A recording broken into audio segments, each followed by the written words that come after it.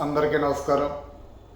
ఆంధ్రప్రదేశ్ విద్యాశాఖ మంత్రులు శ్రీ నారా లోకేష్ గారికి, కాకినాడ జిల్లా విద్యాశాఖ అధికారులందరికీ చిన్న మనవి.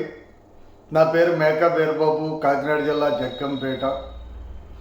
ఇటీవల కాలంలో మన ఆంధ్రప్రదేశ్లో స్టూడెంట్స్ ఆత్మహత్యలు రోజు రోజుకి పెరిగిపోతున్నాయి. దీనికి పలు కారణాలు ఏంటని చెప్పేసి మేము స్వయంగా చదువుకుంటున్నటువంటి విద్యార్థుల్ని ఎంక్వైరీ చేయగా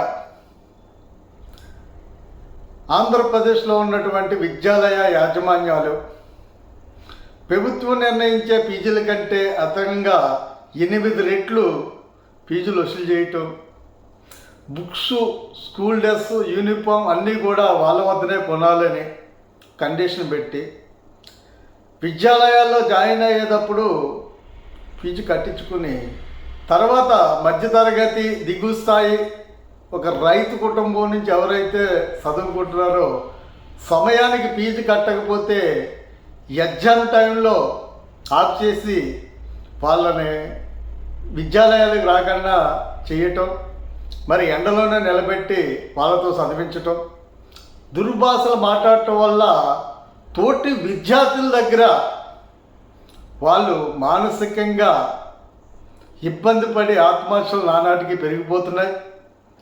దీనిపై రాష్ట్ర విద్యాశాఖ అధికారులు కానీ మంత్రివర్యులు కానీ ఏమి నిర్ణయం తీసుకుంటున్నారు? ప్రభుత్వం నుంచి కొంతమందికి ఆర్థిక సహాయం అందుతున్న మా జగ్గంపేట లాంటి మెత్త ప్రాంతంలో మధ్యతరగతి కుటుంబీకులు, వెనకబడ్డ కుటుంబాలు చాలా ఎక్కువగా ఉన్నాయి.